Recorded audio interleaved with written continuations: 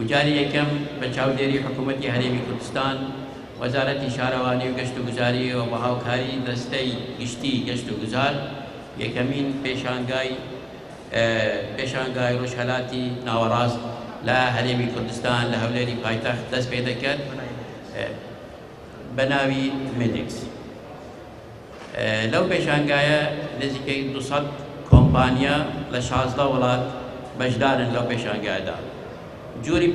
جوری کۆمپانیەکانی بەشدار پێشانگای کۆمپانیەکانی گەشت و گوزارن، کۆمپانیەکانی فڕۆکەوانی، کۆمپانیەکانی هۆتێلەکان،